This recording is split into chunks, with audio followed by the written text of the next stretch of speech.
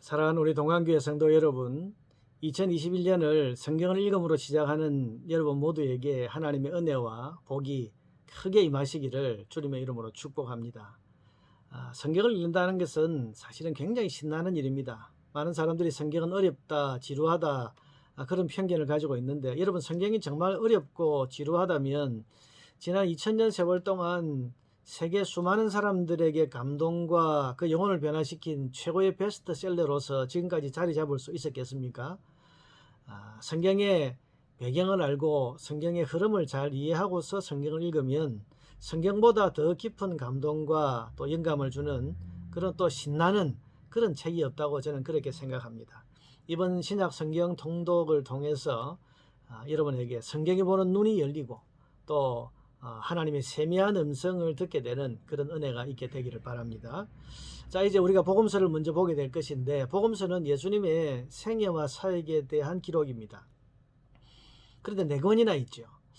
여러분, 저라는 사람에 대해서 소개를 한다면 아마 저를 아는 사람이 누구냐에 따라서 저를 소개하는 내용이 달라질 겁니다. 이를테면 우리 교회 성도들이 저를 소개한다면 이분은 목사님이다, 또 교회에서 설교는 어떻게 하신다, 기도는 어떻게 하신다, 또 이런 말씀을 좋아하고 찬송은 이렇게 부른다, 주로 목사로서의 저의 사역에 대한 내용을 아마 다른 사람들에게 이야기를 하고 소개를 할 겁니다. 근데 저를 소개하는 사람이 저의 가족이라면 그 내용이 달라지겠죠. 우리 아빠는 이런 음식을 좋아하시고 잠버릇은 이렇고 TV는 이런 프로를 좋아하고 이러면서 저의 가정에서의 주로 생활에 대한 그런 소개를 하겠죠. 저와 오랫동안 테니스 운동을 같이 한 분들이 저를 소개한다면 아마 운동장에서 이분이 테니스는 어떻게 치고 서브는 어떻게 넣고 발리는 어떻게 하고 이런 운동에 관한 것으로 저를 아마 소개를 하려고 할 겁니다. 예수님의 생애와 사역에 대해서 기록한 이 복음서가 4권이나 되는 이유가 여기에 있습니다.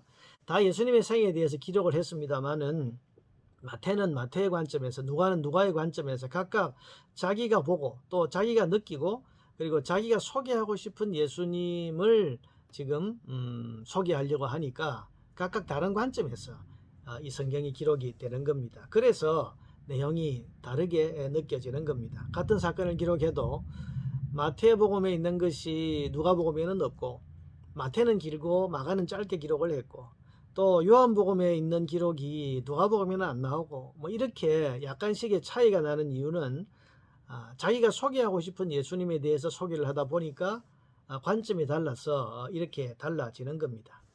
그런데 그 가운데서 마태, 마가, 누가 이 세 복음서는 공관복음서, 함께 묶을 수 있는 복음서다 그렇게 부르는데, 이 세 복음서는 그래도 비교해보면 비슷한 내용이 참 많습니다. 그래서 이것을 공관복음서라고 부르고, 마지막 네 번째에 있는 이 요한복음은 기록도 훨씬 후대에 기록이 되었고 또 앞에 있는 내용들과는 좀 다른 내용과 관점들이 많기 때문에 이것은 그냥 제4복음서 이렇게 따로 구분해서 부르기도 하는 겁니다.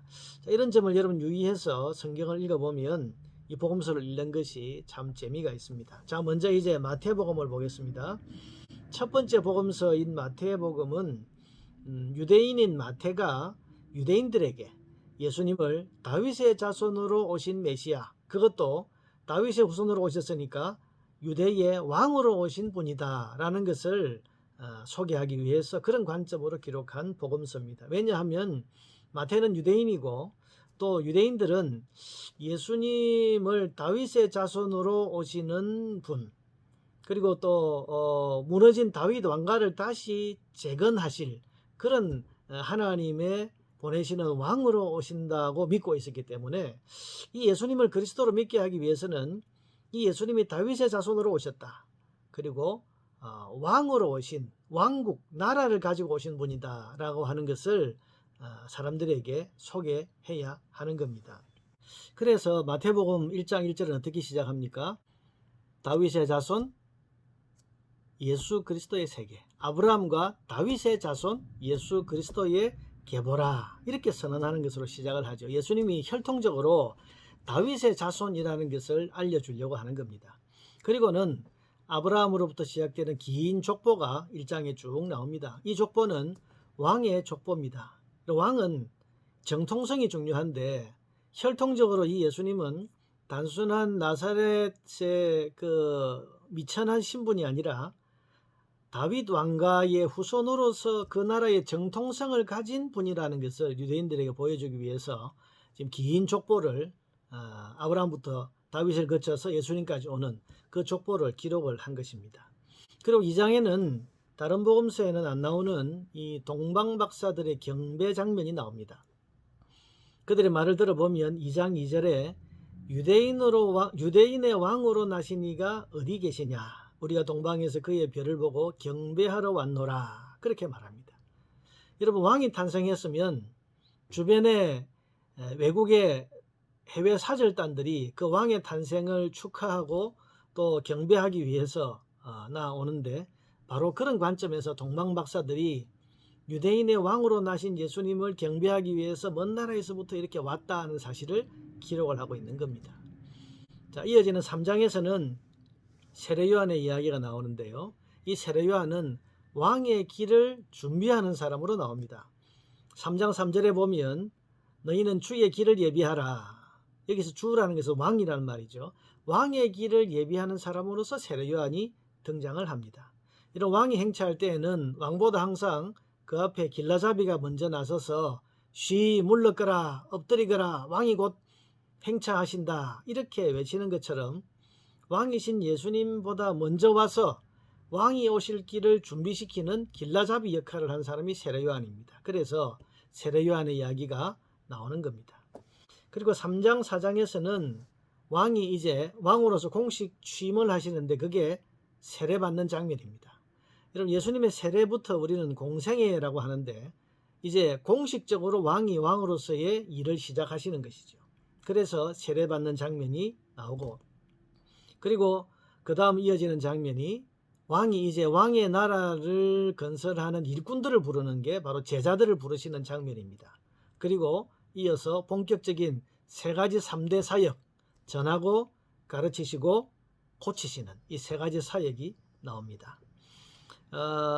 세례는 왕으로서 공생의 시작, 그리고 4장 17절에는 천국이 시작되었다. 회개하라 천국에 가까웠느니라. 이 가까웠느니라는 말이 원어에는 임했느니라. 천국이 임했다. 이제 시작되었다. 그런 말이죠. 이제부터 이제 천국 하나님 나라의 사역이 시작이 되는 겁니다. 그리고 이어지는 5장부터 7장까지는 유명한 산상보훈인데 이것은 왕이 공식적으로 취임한 이후에 이 나라가 어떤 나라인가 하는 것에 대해서 소위 하나님 나라 천국의 헌법 대헌장을 선포하시는 것이 5장에서 7장까지의 산상보훈입니다. 왕이 이루시려고 하는 이 하나님 나라의 백성들은 어떤 법을 따라서 어떤 기준을 따라서 살아야 하는지를 선포하시는 내용입니다. 자, 여기서 마태복음의 특징을 한 가지 이야기하면, 먼저는 유대인들은 하나님이라는 단어를 입에 올리는 것을 굉장히 두려워합니다. 십계명에 보면 하나님의 이름을 망령되이 일컫지 말라 하는 말씀이 나오는데, 혹시 하나님의 이름을 잘못 입에 올리면 이게 죄가 될까 해서 하나님, 여호와 이런 단어들을 굉장히 두려워하면서 입에 올리지를 않았습니다. 그런 유대인의 특성을 감안해서 마태는 이 복음서를 기록하면서 하나님의 나라라는 말 대신에 하늘나라, 하늘에 있는 나라, 천국이라는 말을 씁니다. 그래서 우리말 성경에는, 이 마태복음에는 하나님의 나라라는 말 대신에 천국, 하늘나라라는 말이 많이 나옵니다. 그걸 여러분 유의해서 보시면 이해하기가 쉽습니다. 그리고 또 다른 특징은 유대인들은 구약 성경에 대한 지식이 워낙 많기 때문에 그 유대인들에게는 구약 성경에 예언된 분이 바로 예수님이다 하는 것을 알리기 위해서 예수님의 어떤 생애와 사역, 말씀 이런 것들을 기록한 뒤에 그 뒤에 이것은 구약 성경 어디에 기록된 것을 이루려 하심이라와 같은 그런 표현이 많이 나옵니다. 구약 성경을 성취하시는 분이다 하는 걸 사람들에게 알려줌으로써 이분이 구약에 예언된 메시아가 맞구나 하는 것을 유대인들이 알고 믿게 하기 위한 것이죠. 자, 여러분, 이런 배경들을 참고하시면서 마태복음을 읽어보면 성경을 읽는 재미가 납니다. 자, 이제 제가 표를 통해서 마태복음의 간략한 단락 구분을 5가지로 해놓았습니다. 그래서 앞에 제가 했던 설명을 읽어 나가면서 이것을 함께 이 단락을 참조해서 읽어 나가시면 이런 마태복음을 이해하는 데 좀 도움이 될 것 같습니다. 마지막으로 마태복음의 키워드는 세 가지입니다. 첫째는 왕으로 오셨다. 두 번째는 천국, 하나님의 나라를 이루려고 오셨다. 세 번째는 구약 성경을 이렇게 이루신 분이 예수님이다. 이 세 가지 왕, 천국, 구약 성경의 성취, 이 세 가지 키워드를 가지고 마태복음을 쭉 읽어 나가시기를 바랍니다.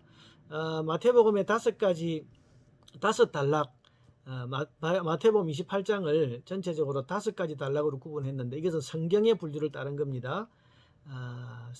이 마태복음을 읽어보면 예수님이 가르치시기를 마쳤다라는 표현이 4번 나오는데요. 이 구절을 따라서 마태복음을 5단락으로 나누었습니다.